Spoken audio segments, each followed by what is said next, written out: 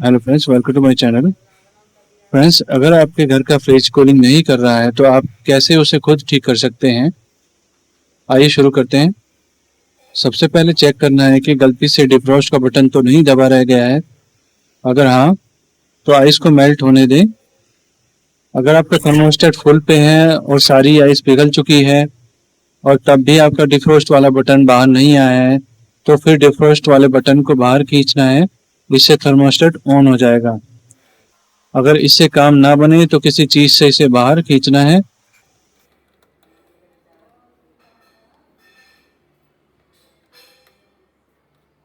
अब भी compressor on नहीं हुआ है तो फिर आओ नेक्स्ट स्टेप बताता हूँ। सबसे पहले प्लग को निकाल लें ताकि करंट ना लग जाए। अब एक मल्टीमीटर लेके एसी पर सेट करके वोल्टेज चेक करनी है कि वोल्टेज 190 से ऊपर है कि नहीं। वोल्टेज सही है तो फिर कंप्रेसर के ऊपर लगे हुए कनेक्टर बॉक्स का ढक्कन हटा देना है। अब इसे हम ट्रबल शूट करेंगे। वैसे इसके ऊपर एक स्टील की लॉकिंग क्लिप भी लगी होती है, इसको भी निकालना पड़ता है। अब यहाँ दो वायर्स दिखाई देंगी, एक रिले में लगी होगी और एक ओवरलोड प्रोटेक्टर यानी कि OLP में लगी होती है। OLP निकालने के लिए पहले रिले को निकालना पड़ता है।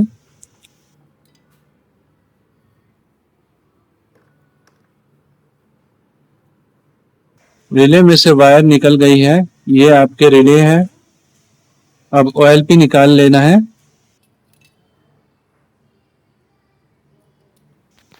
कंप्रेसर में 3 टर्मिनल होते हैं।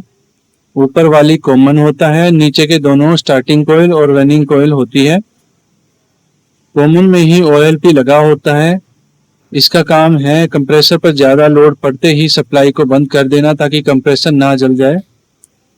और नीचे लगती है ये रिले, इसमें 2 छेद होते हैं। अब कंप्रेसर के वायर्स में मल्टीमीटर के दोनों प्रोब लगा के हमें चेक करना है कि कंप्रेसर को पावर पहुंच रही है कि नहीं। आप देख सकते हैं कि यहाँ तक वोल्टेज आ रही है यानी कि थर्मोस्टेट ऑन है। अब वायर से लेके कंप्रेसर के बीच में पावर नहीं आ रही है, हमें इसी चीज को ट्रिपल शूट करना है। तो रिले और OLP में से कौन खराब है इसी को चेक करते हैं। पहले रिले को चेक कर लेते हैं। रिले को हिलाने से अगर उसमें कुछ बजने की आवाज आए, टिक टिक की आवाज आए, तो रिले खराब हो सकती है। मल्टीमीटर की मदद से भी इस चीज को कंफर्म कर सकते हैं। मल्टीमीटर को कंटिन्यूटी पे करके दोनों प्रोब्स इसमें लगाएंगे तो 35-26 ओम्स के आसपास वैल्यू आनी चाहिए। रीडिंग अगर सही है तो रिले ओके है।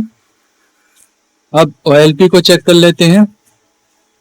OLP के कनेक्टर पर एक प्रोब और सेंटर वाले होल पर यानी उस पॉइंट पर दूसरा प्रोब लगा के कंटिन्यूटी चेक करते हैं।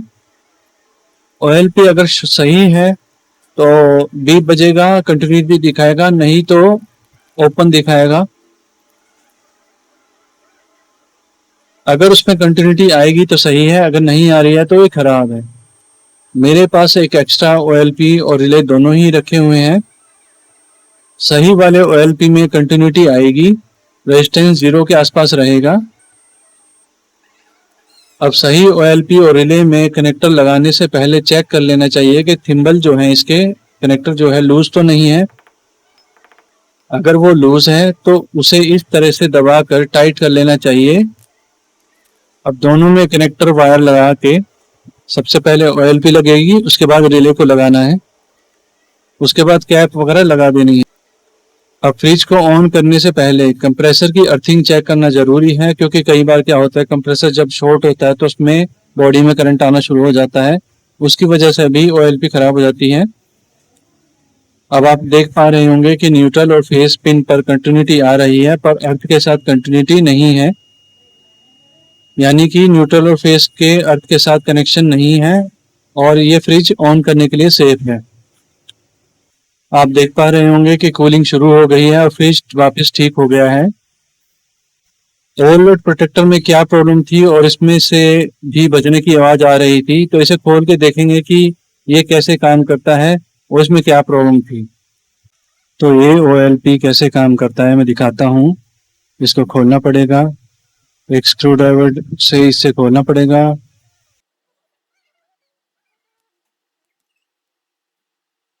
इसके अंदर होता है 2 कांटेक्ट पॉइंट्स। इस पॉइंट के नीचे होता है ये गोल सा बाई मेटेलिक डिस्क और इसके नीचे होता है एक हीटिंग कॉइल। ये कॉइल ही टूट गया है जिसकी वजह से करंट पास नहीं हो रहा है।